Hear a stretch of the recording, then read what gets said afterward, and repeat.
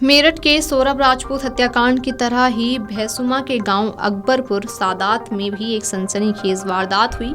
अमित कश्यप की पत्नी रवीता दूसरी मुस्कान बन गई। मुस्कान ने अपने प्रेमी साहिल शुक्ला के साथ मिलकर पति सौरभ की हत्या करके शव के टुकड़े कर उन्हें प्लास्टिक के नीले ड्रम में सीमेंट का घोल में सील कर दिया था। यहाँ रवीता ने भी सांप से डसवा कर पति अमित को मारने की योजना बनाई थी। सांप उन्हें ही न काट ले, इसीलिए अमित की प्रेमी अमरदीप के साथ मिलकर गला दबाकर हत्या कर दी। बाद में हत्या को हादसा दर्शाने के लिए अमित की कमर के नीचे सांप रख दिया। सांप रखने का प्लान भी रवीता का ही था।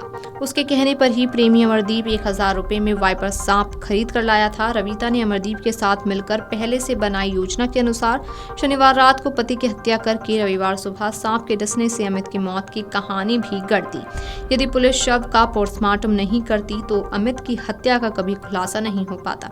इस चौंकाने वाले खुलासे से पुलिस से लेकर हर कोई हैरत में है। हत्या आरोपी अमरदीप अविवाहित है। वो 3 भाइयों में सबसे छोटा है। ग्रामीणों ने बताया कि उसके बड़े भाई सोहन की 3 साल पूर्व गांव के ही एक व्यक्ति ने गोली मारकर हत्या कर दी थी। छोटा भाई सोनू शादीशुदा है। उसका पिता सुंदर मजदूरी करता है और थाने में बैठी अमरदीप की मां धर्मावती ने बताया कि उसके पुत्र की कोई गलती नहीं है। 3 बच्चों की मां को सोचना चाहिए था वो क्या कर रही थी। उसके बेटे की कोई गलती नहीं है। जब पूछा गया सांप तो उसका बेटा ही लाया था तो उसने कहा कि उस महिला ने ही सांप मंगाया था। 3 बच्चों की मां को देखना चाहिए था वो क्या कर रही है। मेरा बेटा तो अनजान था। सारी गलती रवीता की है। उसने 2 घर बर्बाद कर दिए।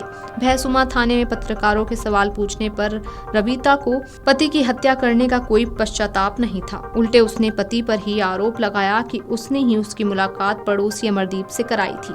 रवीता ने कहा कि अमरदीप और उसका पति टाइल्स पत्थर लगाने का काम करते थे। बाद में उसका पति उनके मिलने का विरोध करने लगा, धमकी देने लगा कि तुझे भी मार दूंगा और तेरी प्रेमी को भी मरवा दूंगा। इससे हम डर गए।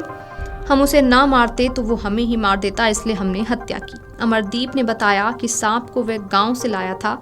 निखिल से 1000 रुपए में खरीदा था।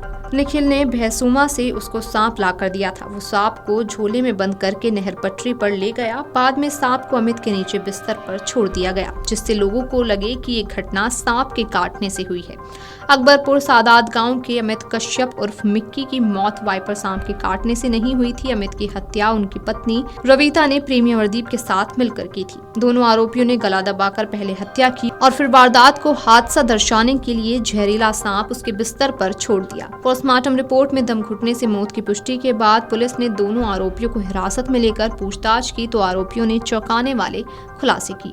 भैंसुमा थाना क्षेत्र के गांव अकबरपुर सादात में अमित उर्फ मिक्की का शव रविवार सुबह उसके बिस्तर पर पड़ा मिला था। अमित के शव के नीचे एक जिंदा सांप दबा हुआ था। अमित के शरीर पर सांप के डसने के 10 निशान थे, जिसे देखकर परिजन ने सांप के 10 बार डसने से अमित की मौत का दावा किया था। परिजनों ने सपेरे को बुलाया, जिसने सांप को अमित के शव के पास से पकड़ा था। बाद में सांप को वन विभाग की टीम ने जंगल में छोड़ दिया था। ग्रामीणों और परिजनों की सूचना पर पहुंची पुलिस ने जांच पड़ताल के बाद शव पोस्टमार्टम के लिए भेजा था। बुधवार को पोस्टमार्टम रिपोर्ट का अवलोकन करने पर पुलिस को पता चला कि अमित की मौत सांप के डसने से नहीं बल्कि दम घुटने से हुई है। इससे पुलिस को गला दबाकर हत्या का अंदेशा हुआ और गहनता से जांच शुरू की गई। पुलिस ने देर रात अमित की पत्नी रवीता और उसके प्रेमी अमरदीप को हिरासत में लेकर पूछताछ की। शुरुआत में दोनों ने पुलिस को गुमराह किया। पूछताछ के बाद पुलिस ने जानकारी दी कि रवीता और अमरदीप ही ने ही अमित की हत्या की थी। वीडियो डेस्क अमरउजाला.com। अगर आप ये वीडियो YouTube पर देख रहे हैं तो हमारे चैनल को सब्सक्राइब कर बेल आइकन दबाएं और Facebook पर देख रहे हैं तो हमारे पेज को लाइक करें। 8 मिलियन प्लस सब्सक्राइबर, आपके इस भरोसे के लिए बहुत धन्यवाद।